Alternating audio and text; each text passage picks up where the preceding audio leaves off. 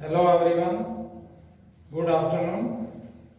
I am I.D. Sharma, English teacher at Happy High School, जोई कला।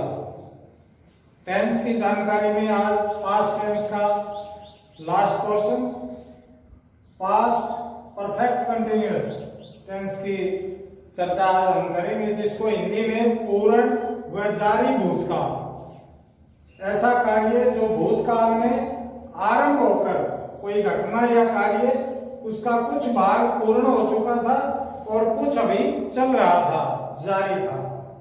ऐसे वाक्यों को एक्सप्लेन करने के लिए हमें पास्ट परफेक्ट कंटिन्यूअस टेंस की आवश्यकता होती है।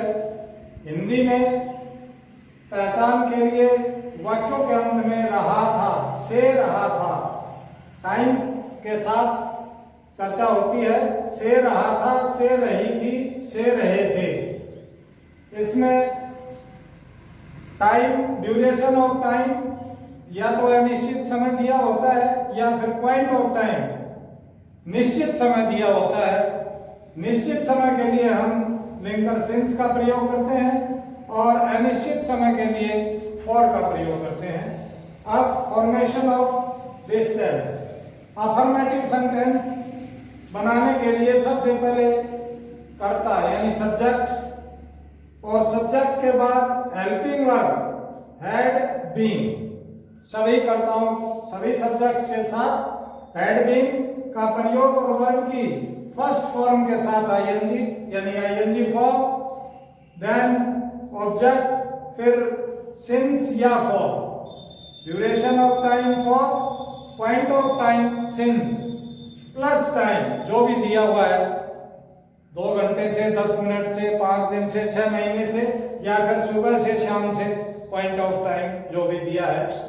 जैसे ये सेंटेंस सब्जेक्ट सबसे पहले he had been living in this house for 5 years, वह इस घर में 5 साल से रह रहा था।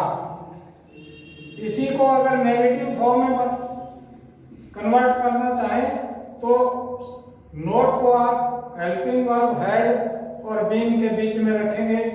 जैसे he had not been living in this house for 5 years। अगर इंटरोगेटिव सेंटेंस बनाना है तो आप हेल्पिंग वर्ब हैड को सब्जेक्ट से पहले रखेंगे, हैड ही बीन और बीन को सब्जेक्ट के बाद रखेंगे, फिर ING form had he been living in this house for 5 years interrogation. इस तरह से इंटरोगेटिव सेंटेंस। और WH के साथ कोई क्वेश्चन है तो सबसे पहले क्वेश्चन वर्ड, उसके बाद helping verb had, then subject, फिर बीन, फिर V1 आईएनजी यानी वर्ब का आईएनजी फॉर्म, फिर ऑब्जेक्ट और सिंस या फॉर टाइम के अनुसार, और फिर बाद में टाइम रखकर आप इंटरोगेशन लगाएंगे। इस तरह से जैसे ये वाक्य where had he been, where had he been waiting for you since morning. इस तरह से इसी पैटर्न के अनुसार ये WH क्वेश्चन हम बना सकते हैं। इस टेंस का प्रयोग भूतकाल में जारी हुआ कोई कार्य जिसका कुछ भाग पूर्ण हो चुका है और कुछ अभी चल रहा था, इस सेंस के जो भी वाक्य हैं उनमें पास्ट परफेक्ट कंटिन्यूअस टेंस का प्रयोग हम करते हैं। आज के इस टेंस के साथ एक बहुत महत्वपूर्ण जानकारी इफ क्लास, इफ पैटर्न के बारे में, जिसकी जानकारी आपको correct form of the verb भरने में काफी मदद करेगी। इसकी जानकारी आज हम आपसे शेयर करते हैं। इफ के साथ अगर वर्ब की फर्स्ट फॉर्म है तो आप उसके अगले भाग में वाक्य में विल और फर्स्ट फॉर्म आएगी, और इफ के साथ अगर दूसरी फॉर्म है, सेकंड फॉर्म, तो अगले भाग में वुड के साथ फर्स्ट फॉर्म का यूज होगा। और इफ के साथ अगर हैड और तीसरी फॉर्म है यानी पास्ट परफेक्ट टेंस है तो फिर अगले भाग में वाक्य के वुड हैव और थर्ड फॉर्म का प्रयोग होगा। या फिर इसको यूं कह सकते हैं, इफ के साथ प्रेजेंट सिंपल टेंस, जैसे इफ ही वर्क्स हार्ड, कर्ता के अनुसार एस लगा हुआ है, सिंपल प्रेजेंट है। इफ ही वर्क्स हार्ड तो ही विल पास, यानी विल के साथ फर्स्ट फॉर्म। अगर इफ के साथ सेकंड फॉर्म है यानी पास्ट सिंपल टेंस है, जैसे ये इफ ही वर्कड, सब्जेक्ट के साथ सीधी दूसरी फॉर्म का प्रयोग, simple past tense. If he worked hard he would have pass, तो अगले भाग में वुड के साथ फर्स्ट फॉर्म का यूज होता है।